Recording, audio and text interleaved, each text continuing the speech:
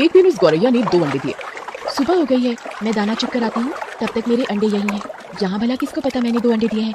मैं जल्दी से दाना चुग कर आ जाऊंगी। गौरैया दाना चुगने चली जाती है। गौरैया को दाना चुग कर आने में शाम हो जाती है, लेकिन जब वो वापस आती है, अरे मेरे अंडे कहाँ गए? यहाँ तो आसपास कोई भी दिखाई नहीं दे रहा। ये समुद्र मुझे देखकर हंस क्यों रहा है? समुद्र, क्या तुमने मेरे अंडे लिए हैं? फिर तुम हंस क्यों रहे हो? मुझे सच सच बता दो, मेरे अंडे कहाँ हैं? तुमने ही मेरे अंडे चुराए हैं। मेरे अंडे वापस करो। नहीं, मैंने तुम्हारे अंडे नहीं लिए। मैं क्यों भला तुम्हारे अंडे लूंगा? मुझे तुम्हारे अंडे चुराकर भला क्या मिलेगा? मुझे नहीं पता तुम्हारे अंडे कहाँ हैं। मुझे परेशान मत करो। ढूंढ सकती हो तो खुद ढूंढ लो अपने अंडे। समुद्र की बातें सुनकर गौरैया को गुस्सा आने लगा। वो समुद्र से बोली, अगर तुमने मेरे अंडे वापस नहीं किए तो मैं तुम्हें पूरा सुखा दूंगी। एक माँ की ताकत को शायद तुम नहीं जानते। माँ अपने बच्चों पर कोई आंच नहीं आने देती। तू सुखाएगी मुझे? तू पिद्दी सी गौरैया, चल ये कोशिश भी करके देख ले। गौरैया गुस्से में एक टक बहुत देर तक समुद्र को देखती रहती है। समुद्र की आती जाती लहरों के बीच भी वो टस से मस नहीं होती। अब देख समुद्र, पानी सुखा कर ही दम लूंगी। गौरैया गुस्से में अपनी छोटी सी चोंच में समुद्र का पानी भरती और किनारे पर उड़ेल देती। अरे गौरैया बहन, आज तुम दाना चुगने नहीं आई और तुम ये क्या कर रही हो? मैं समुद्र का पानी सुखाकर अपने अंडे समुद्र से वापस लूंगी। तुम जाओ, मुझे अपना काम करने दो। पर गौरैया बहन, ये कार्य असंभव है। इस तरह तुम समुद्र का पानी नहीं सुखा पाओगी। गौरैया ऐसे दृढ़ निश्चय के साथ अपने कार्य में लगी रही। जब वो थक जाती तब वो थोड़ी देर रुक जाती और फिर अपने काम में लग जाती। इस कार्य में गौरैया को 3-4 दिन हो चुके थे। इसी कारण भूखी प्यासी गौरैया की तबीयत खराब होने लगी। ये देखकर सभी पक्षी चिंतित हो गए। अरे भाई, ये गौरैया अगर इसी तरह भूखी प्यासी इस कार्य में लगी रही तो अनर्थ हो जाएगा।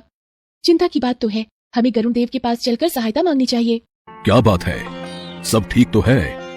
आज सभी पक्षी एक साथ मेरे पास आए हैं। गरुण देव, एक छोटी गौरैया अपनी जिद पर अड़ी है और इतने विशाल समुद्र का पानी सुखाने का प्रयास कर रही है।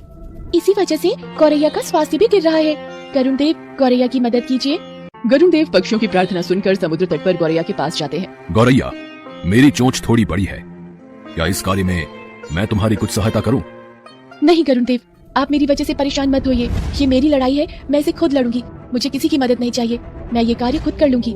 बच्चों की वजह से ये चिड़िया गुस्से में किसी की नहीं सुनेगी। इस वक्त इसके लिए अंडों को ढूंढने से ज्यादा महत्वपूर्ण कोई कार्य नहीं। मुझे भगवान श्री हरि के पास जाना होगा और उनसे विनती करनी होगी।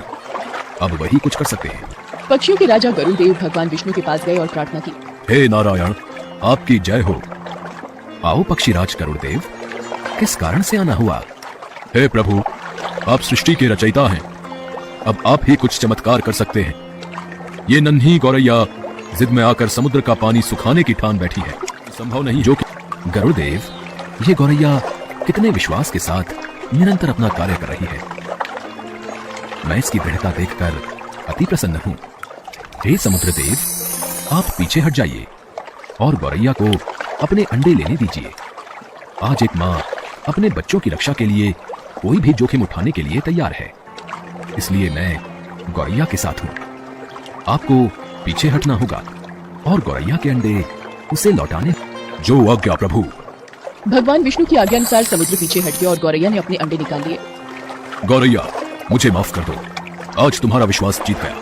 मैंने कर दिखाया, मेरे अंडे मुझे वापस मिल गए। जिस तरह गौरैया का दृढ़ निश्चय सफल हुआ, इससे एक बात साबित होती है, यदि कोई भी व्यक्ति दृढ़ निश्चय कर ले तो असंभव कार्य को पूरा करने में। पशु पक्षी मौसम की मार से परेशान हो रहे थे। शाम होने वाली थी। आसमान में बादल छाए हुए थे, मानो तेज बारिश के साथ ओले गिरने वाले हों। एक मैना बहुत देर से परेशान उड़ रही थी। अंधेरा घिराया है और ठंड भी बहुत बढ़ गई है। लगता है तेज तूफान और भयंकर बारिश शुरू होने वाली है। काले घने बादल घिराए हैं। मैं क्या करूं? सब तरफ ढूंढ लिया पर मेरा घोंसला कहीं दिखाई नहीं दे रहा। अब तो मेरे से ठंड के कारण और उड़ा भी नहीं जा रहा और अंधेरे की वजह से मैं रास्ता भूल गई हूँ। मुझे किसी पेड़ पर रात गुजारने के लिए आसरा ढूंढना होगा। वो वहाँ नीम के पेड़ पर बहुत से कौवे भाई बैठे हैं। वहाँ शायद रात गुजारने के लिए मुझे शरण मिल जाए। ये भोजन मेरे हिस्से में आएगा। पता नहीं बारिश अभी कितने और दिन चले। नहीं, ये भोजन मैं लाया था, इसलिए ये मेरा है। तू इसे हाथ लगाकर दिखा। हे ईश्वर, ये सब तो आपस में झगड़ा कर रहे हैं। डाली पर जाकर चुपचाप बैठ जाती हूँ। पूछेंगे तो बोल दूंगी बारिश की वजह से बैठी हूँ। भाइयों रुको जरा, ये मैना हमारे पेड़ पर क्या कर रही है? इस नीम के पेड़ पर हमारा राज है। तू यहाँ आकर क्यों बैठ गई है? और तुझे दिखाई नहीं दे रहा हम सब आपस में लड़ाई कर रहे हैं? फिर भी तुझे डर नहीं लग रहा जो तू हम सबके बीच यहाँ पेड़ पर आकर बैठ गई है? आसमान में काले बादल बहुत है, इसलिए आज अंधेरा हो गया है। मैं अपना घोंसला भी भूल गई हूँ। आज रात मुझे यहाँ बैठ के थोड़ी कृपा होगी। सुबह होते ही मैं अपने घोंसले को ढूंढ लूंगी और यहाँ से चली जाऊंगी। नहीं, ये हमारा पेड़ है, तू यहाँ से भाग जा। तुझे एक बार में बात समझ में नहीं आ रही? ये पेड़ हमारा है और इस पर कोई और आसरा नहीं ले सकता। चल जाए यहाँ से। भैया, सभी पेड़ ईश्वर ने बनाए हैं। इस सर्दी में यदि ओले पड़े तो ईश्वर ही हमें बचा सकते हैं। मैं बहुत छोटी हूँ और तुम्हारी बहन भी हूँ। तुम लोग मुझ पर दया करो और मुझे यहाँ बैठने दो। तेरी जैसी बहन हमें नहीं चाहिए। तू बहुत ईश्वर का नाम लेती है, तो ईश्वर के भरोसे ही यहाँ से चली क्यों नहीं जाती? तू ही तो बोल रही है कि ईश्वर तुझे बचा लेंगे, और अगर तू नहीं जाएगी तो हम सब तुझे मार देंगे। फिर तुझे कोई नहीं बचा पाएगा, ईश्वर भी नहीं, समझी? भाइयों, ये ऐसे नहीं मानेगी। ये हमारे गुस्से को नहीं जानती। रुक, तुझे अभी मजा चखाते हैं। ये सब तो मेरी तरफ ही पड़ रहे हैं। मुझे यहाँ से जाना होगा। रुको, मुझे मत मारो, मैं जा रही हूँ। कौवों को काऊ काऊ करके अपनी ओर झपटते देखकर बेचारी मैना वहाँ से उड़ गई और थोड़ी दूर जाकर एक आम के पेड़ पर बैठ गई। ये आम का पेड़ मेरे लिए सुरक्षित है। अगर कुछ देर और उस नीम के पेड़ पर बैठती तो वो सारे कौवे मुझे जान से मार देते। हे ईश्वर, इस भयंकर आंधी और तूफान से मेरी रक्षा करना। रात को आंधी आई, बादल गरजे और बड़े बड़े ओले बरसने लगे। कौवे काऊ काऊ करके चिल्लाए। इधर से उधर थोड़ा बहुत उड़े, परंतु ओलों की मार से सब घायल होकर जमीन पर गिर पड़े। बहुत से कौवे मर गए। मैना जिस आम के पेड़ पर बैठी थी उसकी एक डाली टूटकर गिर गई। डाल टूटने से उसकी जड़ के पास एक जगह हो गई। छोटी मैना उसमें घुस गई और उसे एक भी ओला नहीं लगा। सवेरा हुआ और थोड़ी देर बाद चमकीली धूप निकली। मैना उसमें से बाहर निकली और पंख फैलाकर चहकने लगी। उसने भगवान को प्रणाम किया।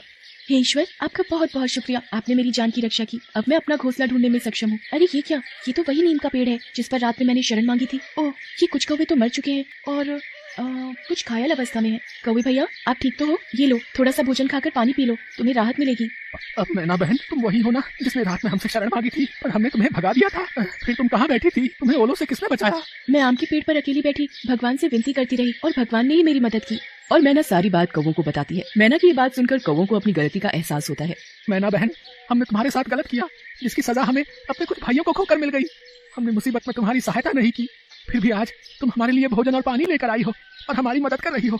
हमें माफ कर दो मैना बहन, हमसे गलती हो गई। मैना बहन, तुम्हारा ईश्वर पर सच्चा विश्वास जीत गया। उनकी कृपा से तुम्हें खरोंच तक नहीं आई। आज हमने तुमसे ये बात सीख ली है, मुसीबत में ईश्वर को याद करना कभी नहीं छोड़ना चाहिए। कौवे भैया, आप सब चिंता मत करो, आप लोग भी जल्दी ठीक हो जाओगे और फिर से खुले आसमान में उड़ने लगोगे। और फिर मैना तकलीफ में फंसे उन घायल कौवों की सेवा करती है।